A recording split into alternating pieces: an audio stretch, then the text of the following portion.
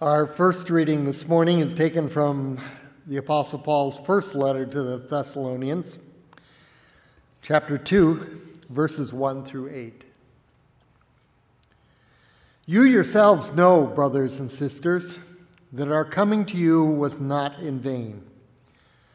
But though we had already suffered and been shamefully mistreated at Philippi, as you know, we had courage in our God to declare to you the gospel of God in spite of great opposition. For our appeal does not spring from deceit or impure motives or trickery, but just as we have been approved by God to be entrusted with the message of the gospel, even so we speak, not to please mortals, but to please God, who tests our hearts. As you know, and as God is our witness, we never came with words of flattery or with a pretext for greed, nor did we seek praise from mortals, whether from you or from others, though we might have made demands as apostles of Christ. But we were gentle among you, for a nurse, like a nurse tenderly caring for her own children. So deeply do we care for you, that we are determined to share with you not only the gospel of God, but also our own selves, because you have become very dear to us. Our second reading is from the Gospel of Matthew, the 22nd chapter, verses 34 through 46. When the Pharisees heard that he had silenced the Sadducees, they gathered together, and one of them, a lawyer, asked him a question to test him. "Teacher, which commandment in the law is the greatest?" He said to him, "You shall love the Lord your God with all your heart and with all your soul and with all your mind. This is the greatest and first commandment. And the second is like it. You shall love your neighbor as yourself. On these two commandments hang all the law and the prophets." Now, while the Pharisees were gathered together, Jesus asked them this question: "What do you think of the Messiah? Whose son is he?" They said to him, "The son of David." He said to them, "How is it then that David by the Spirit calls him Lord, saying, 'The Lord said to my Lord, sit at my right hand until I put your enemies under your feet'? If David thus calls him Lord, how can he be his son?" No one was able to give him an answer, nor from that day did anyone dare to ask him any more leading questions. This morning I am going in a different direction than what I first started out to do earlier in the week. I was going to emphasize the insincerity of the Pharisees' question to Jesus and what it may have said about the kind of faith he had, that is, the Pharisees had. But the more I worked on the sermon, it began to move in a different, more positive direction. So I will ask you to allow your faith to be surprised by the love of Jesus and then reshape it accordingly. A large extended family had gathered at the old farmhouse for a reunion. Long after supper, the celebration moved indoors. Only the old patriarch of the clan ventured out to wander the vast acres in the dark. On his walk, the old man fell into a ditch and found himself sitting waist deep in slimy mud, very uncomfortable, but in no immediate danger. Without moving, he started yelling, "Fire! Fire!" Since fire is one of the most dreaded rural disasters, the celebrating family poured out into the night, frantic with fear. On finding the mired old man, one of his sons said, "Pa, you scared us to death. Why on earth did you yell fire?" "Well now," replied his father, "if I'd yelled mud, I'd have been there till spring planting. No one's concerned about mud." At the age of 17, Jenny Todd found fault with everything about the church, from the teaching methods to the time of worship. She resented her parents forcing her to go to church and to Sunday school every week. She would sit in her class with her arms folded across her chest, slumping in a folding chair in the back of the class. acting like a stereotypical, uninterested teenager. She refused to make friends or to participate in class discussions. It was clear to everyone Jenny did not want to be there. One late evening, though, Jenny came home from studying at a friend's house to find her parents huddled in the driveway in their bathrobes. Their house was engulfed in flames. They watched all their worldly possessions consumed in a blaze as the fire department desperately worked in vain. It was a tragedy she would never forget. Then shortly after the fire, something happened that took Jenny by surprise. Some of the girls from her Sunday school class came to visit her. One of the girls handed her an envelope. Jenny opened the envelope with trembling hands to discover it was filled with money. "It's from everyone in the class," one of the girls told her. "We took a collection so that you could buy some things that maybe the insurance might not cover or replace." Jenny was overwhelmed by the love and the affection she had been shown that day. She never really wanted to be a part of the class, but the class showed her how much they cared for her. "I received a lot more than money that day," she reflected. "I received unconditional love and a fresh realization of what it means to belong to the church." Our society bombards us almost daily with the message that we should care only about ourselves. "You owe it to yourself," we hear in the advertisements for vacation trips. "You deserve the best," we hear from people selling expensive products. Jesus' teaching runs counter to this prevalent attitude. The mark of a Christian is the love we show for one another. The popular hymn says it best, "They'll know we are Christians by our love." Once again, the Pharisees had a question for Jesus. "Teacher," they asked, "which commandment in the law is the greatest?" Jesus quoted from the Old Testament. "You shall love the Lord your God with all your heart and with all your soul and with all your mind. This is the great commandment. But there's a second, almost as great. You shall love your neighbor as yourself." Let's begin with loving God. After all, that's where we must begin. What does it mean when we say we love God? Perhaps it's easier to say what we do not mean. Loving God is not having a mushy good feeling. It isn't like loving pizza or loving a good movie.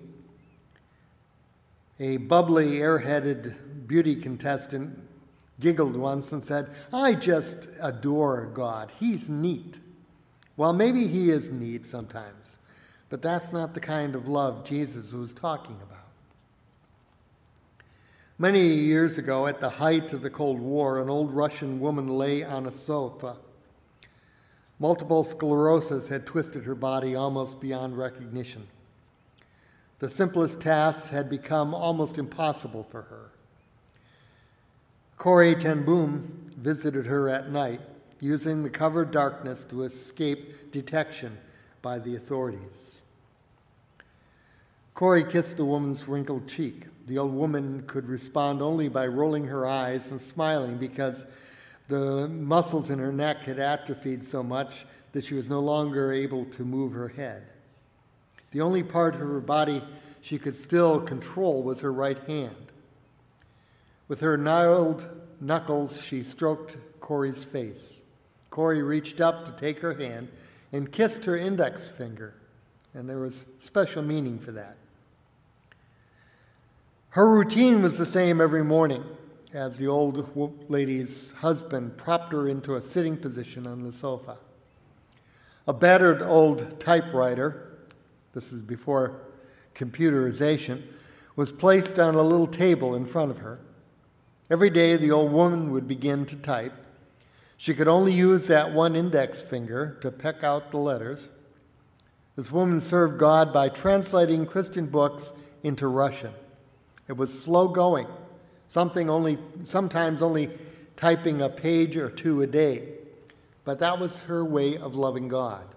She typed portions of the Bible as well as some of the books of Billy Graham and other Christian teachers and preachers. The woman's attitude was extraordinary. She saw her sickness as a prerequisite, not a detriment, for the work she did. Every other Christian in the city was watched by the secret police back in those days. But because she had been sick for so long, the police took no interest in her.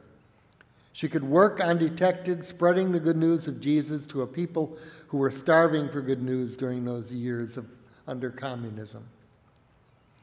Not only does she translate these books, her husband's told Corey, but she prays while she types. Sometimes it takes a long time for her finger to hit the key or for her to get the paper in the machine, but all the time she is praying for those whose books she is working on. That is loving God. People make the same mistake with loving God that they make with loving a spouse. They confuse love with a feeling. Feelings are important, of course, but love for God is, first of all, a commitment. And the same is true of our love for a spouse or a family member or friends. They may not always be worthy of our love, but we need to be committed to the relationship to get through the rough spots unscarred. That's also true of loving our neighbor. Many people do not know how to love their neighbors. It's easy for those neighbors if they love us back. But what about someone who doesn't even like us, or someone we can barely tolerate? Are we to love them? You already know the answer. The love of Jesus spoke about was not an emotional love. Rather, it was a commitment. We are to love our neighbor regardless of our feelings towards that neighbor. Even if we do not approve of that neighbor's lifestyle, we are to love him or her with the love of Christ. Is that hard? You bet it is. Love isn't easy. It sent Jesus to the cross. A man named Ron recalls that when he was growing up, his mother had a real thing about cleanliness. Anyone have a mother like that here? His mother was a nurse. From an early age, Ron was taught that when he went through a push door to shove it open with his fist. If the door had a handle, he was to pull it open with his little finger. If he did as his mother instructed, he would not get germs on his hands. Talk about a teaching for the COVID-19 age. Ron never forgot his mother's teaching. At age 48, he says, I probably had the strongest little finger in America. One day, Ron was serving a hot meal in a soup kitchen. They were serving chili with 2 pieces of buttered bread on that particular day. A man came through the line who looked even more scruffy and broken than the others. Ron was overwhelmed by the stench of his smell. Like the pull of a magnet, Ron recalls, my gaze went to the dirt and dried blood on his hands. Before he realized what was happening, the man clasped Ron's hand in both of his. Brother, said the scruffy man, I love you. Thanks for being here. I'm glad you came, Ron replied after swallowing hard. Ron tried to smile as the man shuffled over to one of the tables with his meal. The next man stepped up, and as Ron handed him a bowl of chili, a little of the chili spilled on Ron's hand, and without thinking, he licked it off. Then it hit him. That was the hand the other man had just clasped. Ron momentarily froze, repelled to think that he had licked something that smelly, dirty man had just touched. It was a moment of revelation for Ron. The light of awareness changed my vision, and my heart warmed with new understanding. Ron says, no longer was Jesus only the handsome man I had pictured in my mind or seen in paintings. Now he had a scarred, stubbled face and fingers stained yellow. He was dirty, he smelled bad, and he wore cast-off clothes. I had just served him chili and bread. There's a reason we are to love our neighbor as ourselves. When we love God with all our heart and soul and mind and love our neighbors as ourselves, we experience the risen Christ. We see Christ at work around us, and we understand that Christ may be working in unexpected ways. This brings us to our last point. As we love God and neighbor, we see a glimpse of who Christ is. The tables turned momentarily. Jesus had a question for the Pharisees. "What do you think of the Messiah? Whose son is he?" One of them answered proudly, "The son of David." "How is it then," asked Jesus, "that David, by the Spirit, calls him Lord?" The Pharisees had no answer for Jesus. They left him without saying another word. From that day on, Matthew reports, no one dared to ask Jesus any more leading questions. They had learned their lesson. They still feared him, and they harbored their anger against him, and they will plot his death, but they dared not ask him outright some of their silly questions. Jesus was more than the Pharisees and the other religious officials expected. They had a fixed image in their minds of what the Messiah would look like. Jesus didn't fit that image. In truth, Jesus was more than the people expected of the Messiah too. They thought in political terms of a Messiah who was a mighty warrior. Again, Jesus didn't fit that bill either. Jesus was more than anyone expected. Jesus was the very Son of God. Jesus' mission and authority came directly from the heart of the Almighty. Too often we Christians underestimate what to expect from Jesus. He often surprises us in the directions he takes us. Too often we try to put Jesus in a box like the Pharisees had done. But Jesus does not stay in those boxes. Sometimes a church will think that a certain type of pastor will be perfect for their church, only to end up with someone very different with skills that the congregation had no idea they needed. Sometimes people think that a certain type of program will fit their church's needs perfectly, only to find it missing the mark and having little or no effect. But something unimagined turns out to be what was needed. The important thing is doing things God's way and in God's timing. Dr. Paul Wee, a member of the staff of the Lutheran World Federation, recalls standing at the bedside of the dying Archbishop Janis Matulis in Latvia. A visitor had just sung at Matulis's request an old spiritual with the words, "Oh, when I am alone, give me Jesus." The Archbishop then asked those around his bed, "Do you know why this song means so much to me?" 3 times war has passed over Latvia, killing 2/5 of our people. They burned down my church and destroyed Bibles and hymnals. They took away my wife, and I never saw her again. When it was all over, I realized that I had nothing else in the world but Jesus. That realization was like a breath of freedom. From that moment on, I learned how to use whatever came my way, little bits of medicine left over, a piece of coal, apples, spices, so that somehow the sacrament of God's love would be shared with the larger community because of Jesus Christ. That's what happens when we love God with all our heart, soul, and mind, and love our neighbors as ourselves. We come to a new understanding of who Jesus is. An old man cries fire. He knows no one will pay any heed if he yells mud. I wonder how many of the people in our society who are using drugs or committing crimes or following up their lives in a multitude of ways are where they are because they don't know how to express or even sense the real needs in their lives. They need Jesus. They need someone to put a name to their deepest hunger. That name is Jesus. Do you love God and your neighbor enough to be the one who sees that they bear that name? Can they count on you to lead them to Jesus? Amen.